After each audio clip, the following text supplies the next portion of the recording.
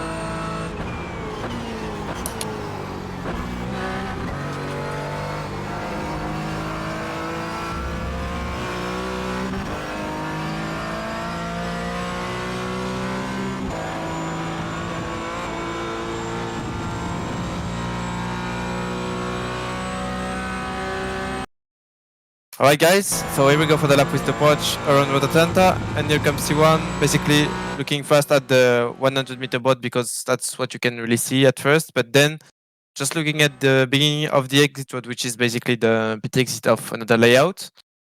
Just gonna start to brake until I'm reaching the grass when it's on top of the close to the bottom of the windshield and the dashboard, and then going on the brakes, not going too heavily on the brakes because I need to just find the rotation as well out of the brakes and not only just turning in, because if I just try to turn in, then it's not gonna work. I'm gonna carry a lot of understeer, especially with the Porsche. So it's very important to be kind with the brakes, but at the same time you cannot really be too kind because you have to just carry the speed to this corner as well. So if you push too much the brakes, then you will struggle to exit this corner because then it goes uphill. So the idea there, I would say, is to stay around 40 to 50%, but not much more because then you're gonna go too slow. So as you can see, just trying to find the rotation, turning in, and then as soon as I'm hitting the apex, I'm going fully on power because I did slow down the car enough. As you can see, just running a bit the curbing.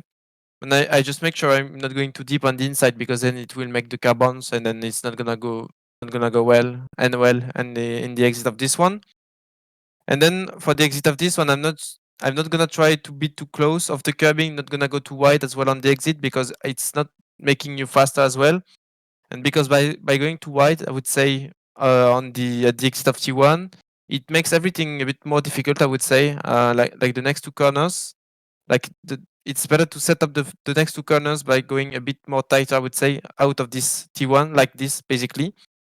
There, as you can see, just not trying to go too wide, then going a bit mid corner. I would say not completely mid corner, but almost mid corner. So then I can prepare this next one. So basically, as you can see, there is a crest, so you cannot see anything actually. What happens next? So basically, the kink which is just behind. So then what I'm doing is that as soon as I'm on top of the crest, almost on top of the crest, I'm just gonna lift because I know that it's gonna be enough basically. But as soon as you're on top of the crest, just need to lift slightly because if you brake now, the car is not really stable. Like you're on top of the crest, you don't have that much downforce. So then if you hit the brakes now, there is a chance that you lose the car. It's not gonna be very stable, so it's gonna be a bit like random braking, I would say. You won't be able to really hold the line. So they're just staying on the throttle and just keeping a bit of speed will make the car a bit more stable, but a bit more settled, I would say. And then because you still need to carry a bit of speed because at the same time it's still going a bit uphill. So if you start to brake right now, you're gonna go too slow, and then you're gonna lose a lot of time because then you have the S's, and the S's are, I know I won't say full throttle all the time, but it's you are on throttle most of the time, almost all the time on throttle. So yeah, it's really important to being able to carry the speed from that point. So then, as you can see, just trying to hold the throttle, and then as soon as I can see the curbing, I will completely release the throttle right now, go on the brakes, and there as you can see the steering is going a bit more straight. So at that point, it's safe to go on the brakes because I won't get any kind of weird braking, I would say. The car will be stable on the brakes, and then I will be able to get the kink right. So as you can see, just going on the brakes, going slightly on the curbing because then I want to open the corner and have the best angle possible to make it. And then as you can see, as soon as the curbing is ending, just on the brakes, trying to find the rotation. And then I'm just gonna go over this curbing, not trying to go too deep on the curbing because then it can be an off track, not a slowdown, but at least the off track, which ruins basically the quali run, for example. So then the idea is to just go with the right wheels on the curbing and maybe a bit more than the curbing because I think it goes almost over the grass as well and the dirt. So yeah, just keep in mind that you have to keep at least the left wheels away from the curbing to make it safe. And then as you can see, I would go slightly back. And then as you can see, as soon as the car is in the right position and I can see the exit of the corner, I'm just gonna go back on power. Basically, I will manage the power depending how fast I'm going through the corner and how good the racing line is. For example, if I'm too wide, basically I will wait a bit to go back on power because I'm off the line. But there I know that I'm on the line, so that's why I'm going on power like this, and then progressively going on power as well. As you can see, as soon as I'm on the curbing, just putting back a bit of throttle because I want to make sure the car is stable. So if I stay all the way on the throttle, there is a chance to make the car a bit unstable. So that's why you can see that right now, just lifting a bit because I was on a deep or something which makes the car a bit unstable. So that's why I decided to lift. And then on the exit, just using all of this curbing, just trying to stay as tight as I can. And the same for the exit of this one. Just with the speed, it's natural to go a bit wide because the with the how to say that, with the momentum, the car goes by itself, by herself on the wide line. But then you have to make sure you are able to go back to the left, so then you can prepare the S's. So basically, as you can see, I will just try stay as much as I can on the left, but at the same time I cannot put massive like steering angle because then it will completely unsettle the car and it's gonna be a bit difficult to keep the car on the right line. So as you can see, not putting too much steering angle. And then as soon as the curbing starts on the left, as you can see, curbing is right there, and as soon as it starts going on the steering to the right and then just trying to basically manage the throttle. I don't think there is a real way tell you how to make the DSs with the throttle. I guess it's pretty much up to you, I would say, and how you feel. But yeah, basically for me, I need to lift as soon as it's going downhill because then I will just have a shout this one, like the left corner basically in the S's and the entry. So basically I need to lift a bit on the entry of this one.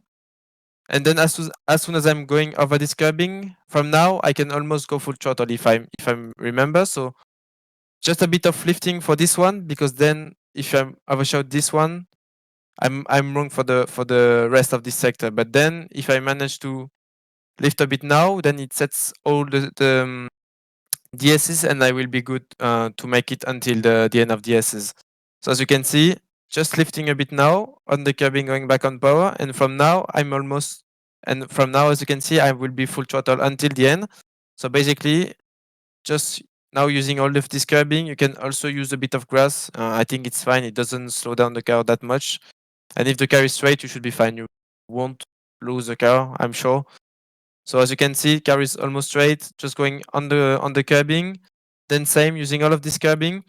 The only thing for this one is that it's better to leave the curbing as soon as you are going around this part of the curbing because then it can get really bouncy. So the best way to make this for me is to avoid a bit the end of the curbing. So then it's gonna be too bouncy, and with the GT4, sometimes with the you had the Aston, for example, you have the Porsche as well. So if you go with those two cars on the curbings, then sometimes it can be really bouncy and really difficult to make it. So as you can see, back on the track, just going on the brakes just before the beginning of this curbing. So maybe I would say maybe 2 meters, but not much more, I would say. And then just trying to not put a massive braking inputs because I don't want to maybe with the bounce lock up tires as well. It can happen even with the ABS, and also because I still need to carry the speed. So if I put like massive amount of braking, then I will lose all the momentum, and then as you can see, it goes uphill. So I need to keep some momentum. As you can see on the brakes, just leaving the curbing just a bit before this part of the curbing, and then just trying to find the momentum, just trying to still find the rotation on the brake, then just using the curbing on the apex of this one, just trying to not go too deep because then it bounces quite a lot. And then as soon as I'm on the curbing, just going back on power, trying to find all the momentum. And the key out of this one is to avoid the gravel because then it can slow down a bit the car. I think if you use that bit of the gravel, it's fine. But then if you go really wide and use all of this gravel right there, I think it's gonna be very bad because first now the gravel slow down the car much more than before, and because also you can lose the car. So yeah, the idea there is to really at all costs avoid the gravel now, even if it was okay, I would say before, but now I think you have to avoid it at all cost. And at the same time, because it's not because you're gonna go faster, you're gonna go wide that you're gonna go faster. Like if you manage to get all the SS right, then the exit there will make you as fast as a wide exit that you could do before. So then, like I said, just using all of the curbing right now, and then we will approach the double right. So basically for this one, just using this line, the first line, which is the 200 board on the left, and then just basically gonna brake as soon as it disappears under the car. So just gonna go on the brakes, not too heavily because I need to find the rotation. And then as you can see, it's on camber, so it really helps to find the rotation. And that's why it will also help to go back early on power because then I won't have to really slow down the car that much. And I will be able to use this camber to rotate the car. So as you can see on the brakes, and then as soon as I'm getting close of the curbing, I will be able to go back on power. As you can see, I need to make sure I'm not going too aggressively on power because then it will just send me off with the understeer. So I need to wait. I need to be patient. But as you can see, I will still be able to find the rotation. Then I will just need to slow down a bit to make sure I'm matching the curbing because then if I stay all the way on power, I will go on the grass and then there is a chance just basically miss all the line and basically maybe go off and crash. So yeah, the idea there is to stay away from the grass. That's obvious, but it's still good to tell. And then just using the curbing. As you can see, just riding the curbing. As soon as I'm on the curbing, just going on the brakes when the car is straight. And then when the curbing is close to end, just turning in, dropping down to second. And then the idea there is to exit as straight as you can. So basically you will maximize the traction as well. Then turning in, just trying to find the rotation. As you can see, I'm really early on power because I need to make sure the car is completely rotating before the exit. So then I can have on the exit the steering completely straight, using all of the curbing on the apex. And then as you can see, just trying to make sure the wheel is as straight as I can and avoiding TC. And then on the exit, you can use all of the curbing as well. Just make sure you don't run too wide, but I think it's fine. The curb is wide enough. And then as you can see, staying on the left and just after the motor bridge, I'm slowly going to the right side of the track. Basically shorten the distance when you're approaching this long ride. And then we approach the last bit of the track. So basically just gonna use, it's gonna be, my braking gonna be around the 100 meter, the 100 board and the first of the three lines. So basically this first one gonna be my braking reference because I'm not really looking at the 100 board, but basically I think it's basically matched the first line. So that's why I'm telling you that there's 2 points. So basically, as you can see, I think I'm almost braking when the 100 board disappears on the right side, on the right, on the basically my right screen.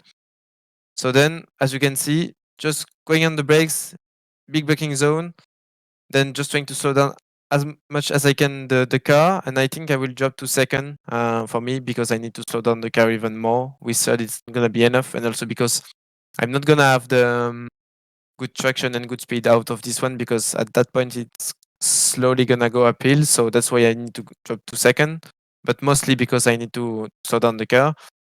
Then I'm gonna try to use as much rack as I can, even if most of the time you are not really using this curbing. But if you can use a bit, it's okay because then it gives you a good line. And then, as you can see, just releasing a bit the brakes to find the rotation. But as soon as I'm getting close and as soon as I'm on the curbing, I'm going on power to find the rotation. As you can see, using a lot of track on the inside, that was not enough track. But I guess the limit is when the car is like I think it's when more than all of the half of the car is on the grass. I would say it's tough to really know the limit, but and they're not saying anything in those boxes. But yeah, I would say that when more than half of the car is on the grass, you will get the off track there. It seems like according to the middle of the diffuser, it seems okay. So yeah, as soon as more than half of the car is on the grass, you will get the off track. But there, it was fine. So back again on power early, and then just trying to not going too wide out of this first one because I want to set up the exit for this one. And because with the GT4 you don't have that much downforce, so it can get a bit more difficult to make the corner if you're just too wide out of this one. So then, as you can see, just trying to stay a bit tight, and then I just went back with third gear, just using all of the curbing on the inside. And then for this one, just trying to have the wheel as straight as possible to have the best traction possible. Then just using all of the curbing on the exit, and now I'm just gonna try to stay as much as I can on the first half of the track and stay as tight as I can and as close as I can from the inside, because for me it's always felt better.